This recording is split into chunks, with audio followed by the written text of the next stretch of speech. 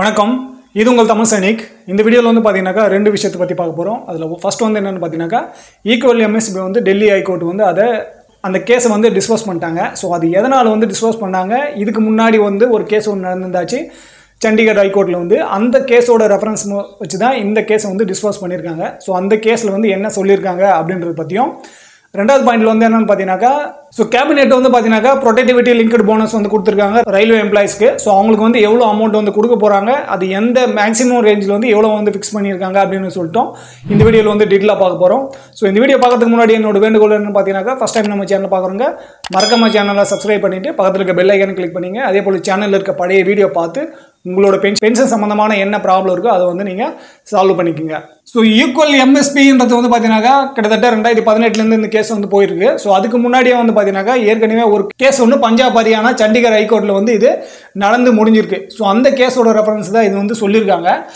இதோட ஹிஸ்ட்ரி வந்து பார்த்தீங்கன்னாக்கா ஈக்குவல் எம்எஸ்பியோட 2018 வந்து கேஸ் ஸ்டார்ட் ஆகிட்டு 2024 இது வந்து டிஸ்போஸ் பண்ணிட்டாங்க. கிட்டத்தட்ட பார்த்தீங்கன்னாக்கா 25 வாய்தா கிட்ட நடந்திருக்கு. இப்போது லாஸ்ட்டாக வந்து பார்த்தீங்கன்னாக்கா இப்போ செப்டம்பர் 30 நடந்தாச்சு. அதோட அப்டேட் வந்து பார்த்தீங்கன்னாக்கா இன்னுமே வெப்சைட்டில் வந்து அப்டேட் ஆகலை. ஸோ அதனால தான் நம்ம வந்து வெயிட் பண்ணியிருந்தாச்சு என்ன வந்து அதில் கிளியராக கொடுத்துருக்காங்க அப்படின்னு சொல்லிட்டு பார்த்துட்டு அதுக்கப்புறம் வீடியோ வந்து போட்டு உங்களுக்கு வந்து எக்ஸ்பிளைன் பண்ணலாம்னு சொல்லிட்டு நான் வெயிட் பண்ணியிருந்தேன். ஆனால் இன்னுமே வந்து பார்த்தீங்கன்னாக்கா 30 நடந்த கேஸுக்கு இன்றைக்கி வந்து 5 ஆயிடுச்சு, இன்னுமே அப்டேட் ஆகலை.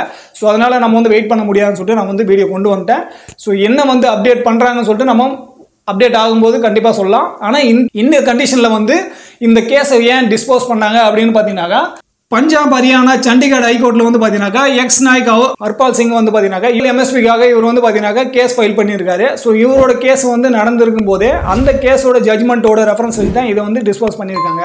ஸோ அந்த கேஸில் வந்து அவங்க கிளியர் கட்டாக வந்து டிஸ்போஸ் பண்ணலை. சண்டிகர் ஹைகோர்ட் வந்து பார்த்தீங்கன்னாக்கா அந்த கேஸை வந்து டிஸ்போஸ் பண்ணல. அவங்க என்ன சொல்லியிருக்காங்கனாக்கா, எக்ஸ் நாய்க்கு வந்து கேஸ் ஃபைல் பண்ண ஈக்குவல் எம்எஸ்க்கு வந்து கமிஷன் ஆஃபீஸரோ இல்லை எம்என்எஸோ அவங்களுக்கு ஈக்குவலாக வந்து கிடைக்கணும் அப்படின்னாக்கா இது வந்து கோர்ட் மூலிமா நம்ம வந்து ஜட்ஜ்மெண்ட் கொடுக்கும்போது அது வந்து சரியான தீர்ப்பாக இருக்காது. இதற்காகவே கமிட்டி வந்து பார்த்தீங்கன்னாக்கா, இப்போ உதாரணமாக வந்து பார்த்தீங்கன்னாக்கா பே கமிஷன் வந்து உட்காந்து அவங்க யாருக்கு வந்து எவ்வளோ பென்ஷன் ரிவைஸ்ட் ஆகும், யாருக்கு வந்து எவ்வளோ அதிகமாகுதுன்னு சொல்லிட்டு ஒரு கமிட்டி உட்காந்து ஒன் மேன் ஜுடிஷியல் கமிட்டி மாதிரி ஒரு கமிட்டி இருந்து அவங்க வந்து சரியான முறையில் நேச்சர் ஆஃப் டியூட்டிஸில் நேச்சர் ஆஃப் ரிஸ்க் வந்து எவ்வளோ இருக்குது அதுக்கு தகுந்தாப்புல அந்த கமிட்டி வந்து அந்த கமிட்டி வந்து ரெக்கமெண்ட் பண்ணுற அந்த லெவலுக்கு வந்து பார்த்தீங்கன்னாக்கா இது வந்து பொருந்தும். இது வந்து கோர்ட் வந்து ஜட்ஜ்மெண்ட் கொடுக்குற பட்சத்தில் இதில் வந்து சரியான தீர்ப்பு வந்து வழங்க முடியாது அப்படின்னு சொல்லிட்டு அந்த கேஸை வந்து பார்த்தீங்கன்னாக்கா இவங்க கமிட்டிக்கு, அதாவது பே கமிஷன் மாதிரியான கமிட்டிக்கு வந்து ரெக்கமெண்ட் பண்ண சொல்லியிருக்காங்க. ஸோ இந்த ரெஃபரன்ஸ் வச்சு தான் அவங்க வந்து பண்ணியிருக்காங்க. இப்போ இதை வந்து சுப்ரீம் கோர்ட்டில் போகிறாங்களா இல்லை கமிட்டிக்கு வந்து ரெக்கமெண்ட் பண்ணுறாங்களா அப்படின்னு சொல்லிட்டு கவர்மெண்ட் வந்து என்ன அப்டேட் பண்ணுது, இல்லை டெல்லி ஹைகோர்ட்டோட அந்த கிளியர் கட்டான ஜட்ஜ்மெண்ட் வந்த பிறகு என்ன அதில் வந்து சொல்லியிருக்காங்கன்னு சொல்லிட்டு நம்ம கண்டிப்பாக உங்களுக்கு அப்டேட் பண்ணலாம். ஸோ செகண்ட் பாயிண்ட் வந்து என்னன்னு பார்த்தீங்கன்னாக்கா ப்ரொடக்டிவிட்டி லிங்க்டு போனஸ், அதாவது யார் மூலியமாலாம் ஒரு வருமானம் வருதோ அவங்களுக்கான ஒரு லிங்க்டு போனஸ் தான் இது வந்து பார்த்தீங்கன்னாக்கா ஒரு விதமான தீபாவளி போனஸுக்கும் இது ஒரு வருஷமும் வந்து பார்த்தீங்கன்னாக்கா ரயில்வே பென்ஷனருக்கு வந்து இது கொடுப்பாங்க. ஸோ அந்த மாதிரி இருக்கும்போது அவங்களுக்கு கேபினெட் அப்ரூவல் வந்து கொடுத்துருக்காங்க. அவங்களோட 78 நாளோட அந்த அமௌண்ட் வந்து கொடுக்கணும் அப்படின்னு சொல்லிட்டு. ஸோ இதில் மேக்ஸிமம் அமௌண்ட் வந்து பார்த்தீங்கன்னாக்கா ஒருத்தருக்கு 17,951 ரூபாய் வரைக்கும் அவங்களுக்கு அரியர், அதாவது தீபாவளி போனஸ் கிடைக்கிறதுக்கான வாய்ப்பு இருக்குது. இது தீபாவளி போனஸ் இல்லை, ப்ரொடக்டிவிட்டி லிங்க்டு போனஸ்ன்னு சொல்கிறாங்க. ஸோ டிஃபென்ஸுக்கு வந்து பார்த்தீங்கன்னாக்கா நான் ப்ரொடக்டிவிட்டி லிங்க்டு போனஸ், அதாவது தீபாவளி போனஸ்ன்னு கூட சொல்லாத. ஸோ அந்த மாதிரி இருக்கும்போது அவங்களுக்கு கிட்டத்தட்ட 7,000 ரூபாய் கிட்ட டிஃபென்ஸ் பர்சன்ஸ்க்கு வந்து போனஸ் கிடைக்கும். ஸோ இப்போ இவங்களுக்கு வந்து இந்த கேபினெட் அப்ரூவல் கொடுத்து 17,951 ரூபாய் வந்து சொல்லியிருக்காங்க.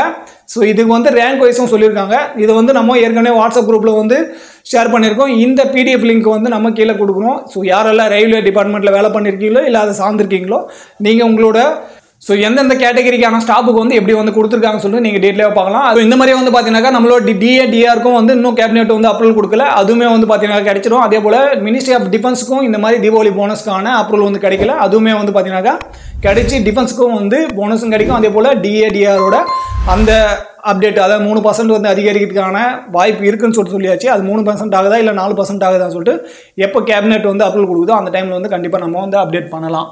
ஸோ இந்த வீடியோவில் அவ்வளோதான். இந்த வீடியோ பற்றின வேறு எதனா கருத்து இருக்குது இல்லை சந்தேகம் இருக்குனாக்கா கீழே கமெண்ட் சொல்லுங்கள். அதே போல் இந்த கேஸோட, அதாவது ஈக்குவல் எம்எஸ்பியோட இந்த ஹர்பால் சிங் போட்ட கேஸோட அந்த பிடிஎஃப்பும் ப்ரொடக்டிவிட்டி லிங்க்டு போனஸோட அந்த பிடிஎஃப் வந்து கீழே கொடுக்குறேன். ஸோ வேணுறவங்க வந்து டவுன்லோட் பண்ணிவிட்டு உங்களுக்கு, அதாவது நீங்கள் வந்து ஏதாவது கேஸோட ரெஃபரன்ஸ் வேணும் அப்படின்ற பட்சத்தில் கேஸ் ஸ்டடின்ற ஃபைலில் வந்து நம்ம ஏற்கனவே வந்து நிறைய கேஸ் வந்து ஸ்டடி பண்ணியிருக்கோம். ஸோ அதை பார்த்து உங்களோட என்ன ப்ராப்ளம் இருக்கோ அந்த ரிலேட்டடான ப்ராப்ளம் உங்களுக்கு இருக்குனாக்கா அந்த கேஸ் ரெஃபரன்ஸ் வச்சு நீங்கள் வந்து கேஸ் ஃபைல் பண்ணி உங்களோட என்ன வந்து கிடைக்காத இருக்கோ அதை வந்து வாங்கிக்கலாம். ஸோ இந்த வீடியோவில் அவ்வளோதான். இந்த வீடியோ பற்றின வேறு எதனா கருத்து இருக்குது, சந்தேகம் இருக்குது, நான் கீழே கமெண்ட்ஸ் சொல்லுங்கள். அதே போல் ஃபஸ்ட் டைம் நம்ம சேனல் பார்க்குறவங்க மறக்காமல் சேனலை சப்ஸ்கிரைப் பண்ணிவிட்டு பக்கத்தில் இருக்க பெல் ஐக்கானை கிளிக் பண்ணிங்க. அதே போல் சேனலுக்கு பழைய வீடியோ பார்த்து சேனலுக்கு சப்போர்ட் பண்ணுங்க. உங்களோட பென்ஷன் ரிலேட்டடான ப்ராப்ளத்தை வந்து சால்வ் பண்ணிக்கங்க. ஸோ இந்த வீடியோ கடைசி வரைக்கும் பார்த்து நன்றி. இதே போல் இன்னொரு வீடியோவில் மீண்டும் சந்திக்கலாம். நன்றி, வணக்கம்.